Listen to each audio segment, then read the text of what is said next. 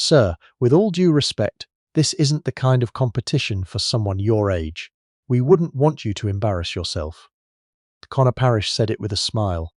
The kind of smile that is technically polite and entirely unkind, the smile of a 28-year-old who has never once considered that the person standing in front of him might know something he doesn't. The old man looked at him. He didn't blink, he didn't shift, he just looked at Connor the way a lake looks at a stone someone has just thrown into it, absorbing the impact, giving nothing back. "I appreciate the concern, son," Walter Kowalski said. "What's the entry fee?" It was the third Saturday of September, and the Dominion Precision Shooting Invitational had taken over the Ridgeline Sporting Club outside of Barrie, Ontario for its annual showcase weekend.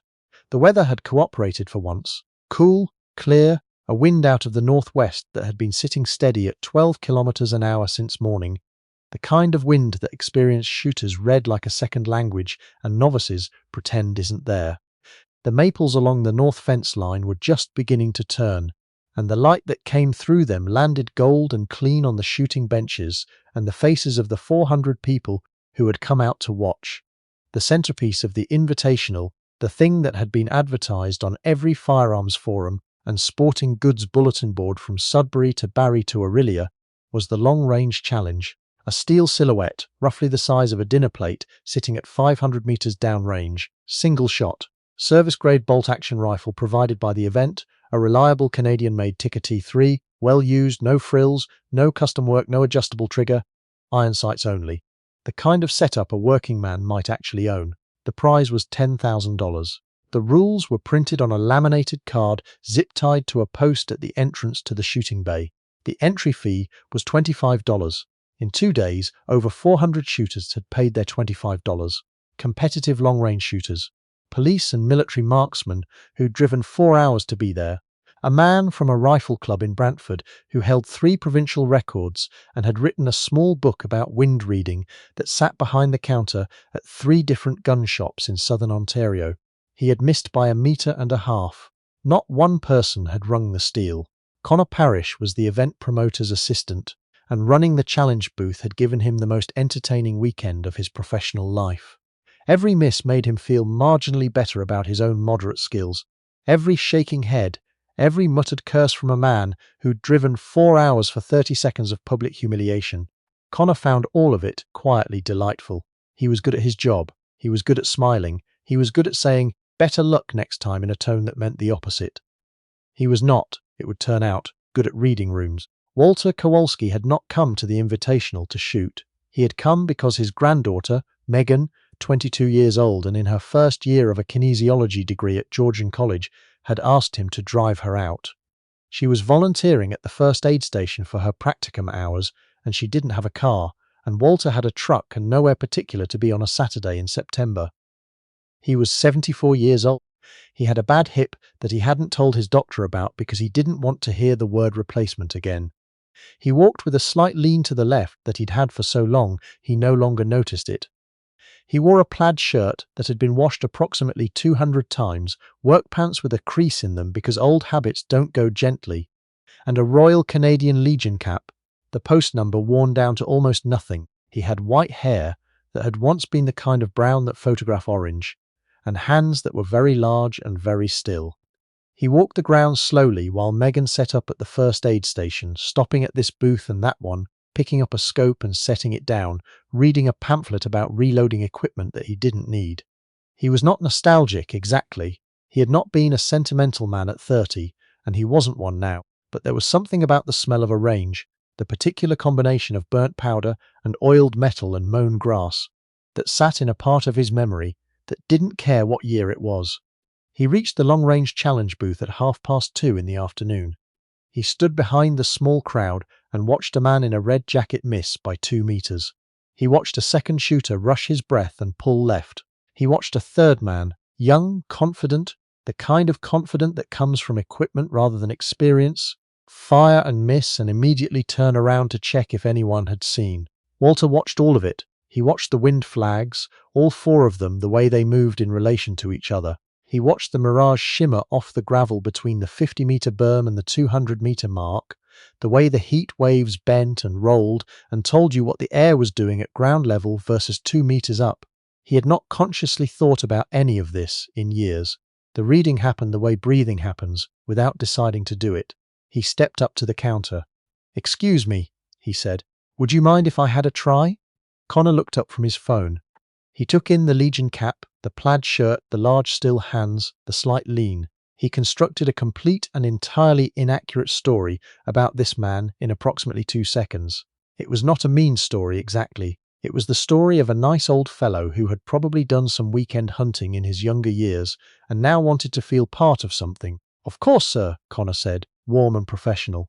$25 entry fee. "Just so you're aware, the rifle is a bolt action." "Ticker T3, Walter said. "I can sit from here." "Right." Connor glanced at the people nearby. There were maybe 15 of them. He raised his voice just slightly, not enough to be rude, just enough to be heard. "Sir, with all due respect, this isn't really the kind of competition for someone your age. We wouldn't want you to embarrass yourself." There were a few quiet laughs. A couple of people looked over. Walter Kowalski looked at Connor Parrish. He was quiet for a moment, not the quiet of a man who is hurt or angry, the quiet of a man deciding whether something is worth his time. "Is there an age restriction in the rules?" he asked. Connor blinked. He looked at the laminated card. He read it. He set it back down. "No, sir." "Then I'll try." Walter pulled a folded 20 and a 5 from his wallet and set them on the counter. He did not unfold them first. Connor took the money and waved him toward the shooting bench with the small magnanimous gesture of a man granting a favor. If you've ever watched someone who truly knows what they're doing sit down with a tool they understand completely, you know how different it looks from everyone else. There's no performance in it. There's no arrangement of posture for the benefit of observers. There's just a person and a task and a quality of attention that is almost uncomfortable to witness because it's so absolute and so quiet. Walter Kowalski sat down behind the ticker T3 and began to work. He did not rush.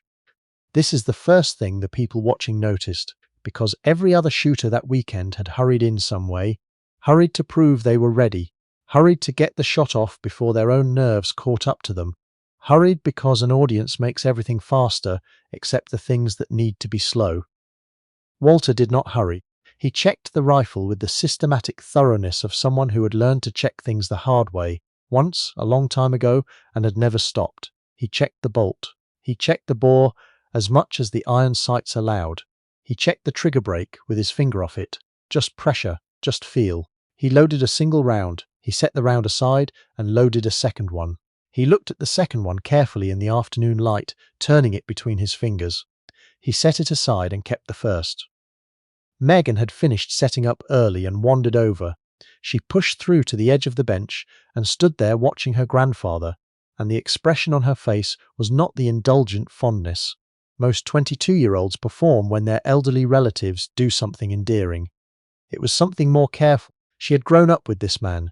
She knew the way he moved when he was being himself, and he was being himself right now in a way she didn't often see. "Grandpa," she said quietly. He glanced up at her. Something passed between them. She pressed her lips together and didn't say anything else.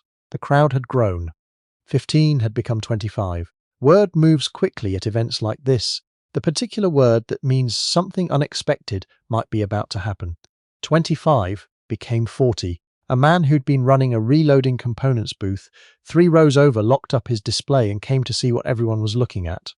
Connor Parrish stood behind the counter with his arms folded, his professional smile now working considerably harder than usual to maintain its shape. Walter read the wind flags.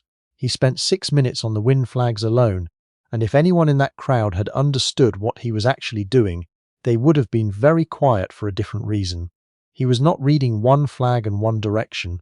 He was reading the relationship between all 4 flags. The way the wind at ground level was doing something slightly different from the wind at 2 meters up. The way the flag at the 100-meter mark had a different hesitation in it than the flag at 300. What that meant for a projectile that would spend approximately 0.6 of a second traveling the full distance. He was integrating all of this into a single adjustment that would have taken a less experienced person a whiteboard and 20 minutes to calculate and still gotten wrong. He adjusted his position once. He took a sandbag from the rack on the side of the bench and repositioned it without asking anyone, not rudely, but with the assurance of a man who knows exactly what he needs and has learned not to apologize for needing it. He dry-fired once, checking the trigger brake, feeling the reset. He adjusted his support hand. He settled. The crowd had gone quiet in that way. Crowds go quiet when they realize collectively that they have been watching the wrong thing. They had come to watch an old man miss. Somewhere in the last 20 minutes they had stopped watching for the miss and started watching the man. And they didn't quite know what they were seeing, but they knew it was something. Walter exhaled. Long and slow and deliberate, not the dramatic breath of performance, but the working breath of a man setting down something heavier than air. His finger moved. The rifle fired. 500 meters downrange, across the gold September light and through 12 kilometers of northwest wind, the steel silhouette rang. It was not a dramatic sound. At that distance, on a steel plate that size, a hit comes back to the firing line as something almost gentle. A clear, clean, metallic note, the kind of sound you could mistake for something else if you were not paying attention. But every single person on that range was paying attention, and in the 3 seconds after the rifle fired, there was a silence so complete that someone standing at the back of the crowd said afterward that they had heard the birds in the maple trees stop. Connor Parrish did not trust the spotter. This was understandable. The spotter was 17 years old and having the most exciting afternoon of his own life, and was approximately 80% sure he had just seen something impossible happen. Connor stepped out from behind the booth counter. He walked out to the berm. He kept walking. He walked all 500 meters to the steel silhouette, past the wind flags, past the gravel shimmer, all the way to the plate itself. He crouched down. He stood up. He walked back. The crowd parted for him without being asked, the way crowds part for someone carrying news. 11 millimeters, Connor said. His voice was different from the voice that had spoken an hour earlier. That voice had been smooth and certain, a professional voice built for managing expectations. This voice was smaller and more honest. 11 millimeters off center. Someone in the crowd breathed out. Someone else started to clap and then stopped, as if applause felt insufficient. And then from somewhere to the left, near the edge of the crowd, a man said one word. Kowalski. It was not a question. It was the sound of a word that someone has carried time in a quiet pocket and has just now taken out.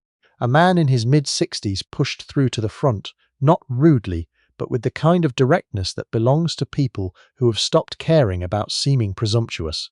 He was a big man, grey-haired, wearing a Canadian Forces veteran's jacket that fit him the way a jacket fits a person who has earned it.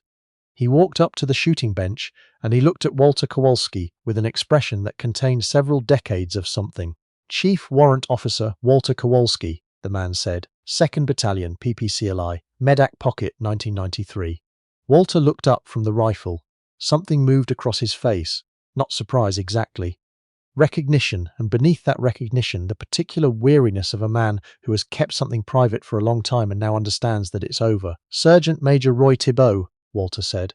Not a question either. Roy Thibault turned to face the crowd.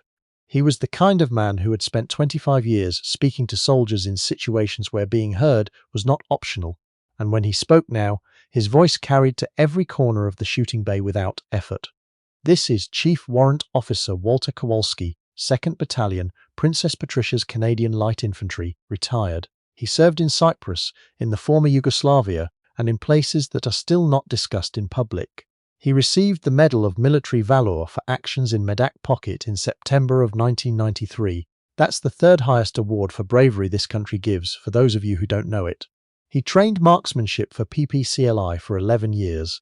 He trained instructors who trained instructors, and some of you in this country are sleeping quietly tonight because of decisions this man made in a drainage ditch in Croatia 30 years ago. He paused. His voice, when it came again, was quieter, but no less clear. You are not watching a grandfather get lucky at a fair.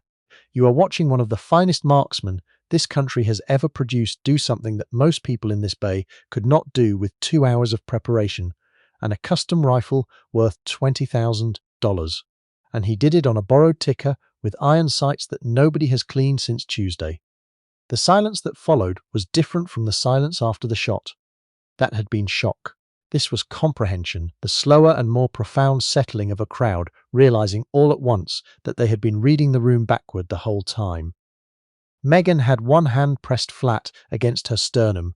She was not crying. She was doing the particular thing young people do when they are trying not to cry in public, which involves holding very still and breathing carefully. A young man pushed to the front of the crowd. He was maybe 25, compact and serious looking, with the kind of posture that comes from competition shooting. Conscious, habitual, technical. He was carrying a rifle case over one shoulder. He stopped in front of the shooting bench and looked at Walter Kowalski. "Sir," he said, "how did you do that? Not, I mean—" He stopped. He tried again. "What were you actually reading out there? Because I watched you for 20 minutes and I couldn't follow all of it." His name was Daniel Fournier. He was the reigning junior provincial long-range champion, and he had paid his $25 at 9 o'clock that morning and missed by 1.5 meters and spent the 6 hours since trying to figure out what he'd done wrong. Walter looked at him for a long moment. The old man's face was not closed or careful. It was simply the face of a person considering how to answer a genuine question honestly. "You were reading the flags independently," Walter said. "Each one by itself. That's where most people stop." He paused. He looked at the flags still moving in the northwest wind. The flags don't tell you what the wind is doing. They tell you what the wind has just done at that specific point. What you need to know is what it will do between those points in the 0.6 of a second your bullet is in the air. He was quiet for a moment. You have to read the relationship between them. The hesitation in the middle flag matters more than what any of the others are doing, because that hesitation is where your round spends the most time transitioning. Daniel Fournier looked at him. He looked at the flags. He looked back. "Where did you learn that?" "CFB Wainwright," Walter said. 1981. There was a warrant officer there, older than God and about as patient, who would not let us leave the range until we could call the wind at 400 meters within 2 kilometers an hour. We spent a lot of nights at that range. The old man almost smiled. He used to say, "I'm not teaching you to shoot, I'm teaching you to think, and I'm using a rifle to do it, because you'll take it more seriously this way." He paused. He looked at Daniel, and then at Megan, and then past both of them at the flags still turning in the September light. "The fundamentals don't change," Walter said. "Wind doesn't care what rifle you're holding. Distance doesn't care how much your equipment cost. The shooter is the variable. The shooter is always the variable." Connor Parrish had been standing very quietly at the edge of the bench since Roy Thibault had spoken. He was not a dishonest person. He had said what he'd said earlier out of thoughtlessness rather than malice, and the distinction, which had seemed large to him at the time, had been getting smaller for the past 20 minutes. He walked to the back of the display and carried a lockbox to the bench. He opened it. Inside was a cheque for $10,000 already prepared because the event organizers were optimists, even if the weekend had made them feel otherwise. "Sir," Connor said. He looked directly at Walter Kowalski, and the smile he'd been maintaining all weekend was entirely gone, and his face without it was younger and considerably more decent. "The prize is yours. That was always the deal." He set the cheque on the bench. He stood there for a moment. "I also owe you an apology. What I said earlier it was wrong, and I said it in front of people, and I'm sorry." Walter looked at the cheque. He looked at Connor. Something in the old man's face that had been held carefully in place all afternoon let go, just slightly, not into anger or satisfaction, but into something quieter and more tired. The look of a man who has heard too many versions of that opening sentence and too few of this one. "Apology accepted," Walter said simply. He picked up the cheque. He held it for a moment. Then he turned and held it out to Daniel Fournier. Daniel blinked. He didn't take it. "Sir, I can't." "You asked the right question," Walter said. "That matters more than people give it credit for." He held the cheque steady. "Take it. Go to a proper long-range school with it, not a weekend course, a real one. Learn to read wind the way I described. And when you know it, when you actually know it, find somebody younger than you who's serious about it and teach them for free. That's how it gets passed on." Daniel Fournier took the cheque. He looked at it. He looked up. He was a young man who had been composed and technical all weekend, and he was not entirely composed now. "Yes, sir," he said. It was the only thing he could manage. Roy Thibault had been standing at attention at the edge of the booth since he'd spoken to the crowd. Now, very slowly, he raised his right hand to the brim of his veteran's cap and held a salute. From the crowd, 4 other veterans, 3 men and a woman, none of them young, came to attention and held one with him. Others in the crowd who had served, some of whom had not identified themselves to anyone all weekend, stood up straight in the way that cannot quite be faked by people who haven't done it for years. Walter Kowalski returned the salute once. Then he sat back down on the bench, because his hip was aching in the way it had been aching since July, and he had been standing for a long time. Megan came and sat next to him. She didn't say anything for a while. The crowd began to disperse slowly, the way crowds disperse when they are reluctant to leave something they know they won't see again.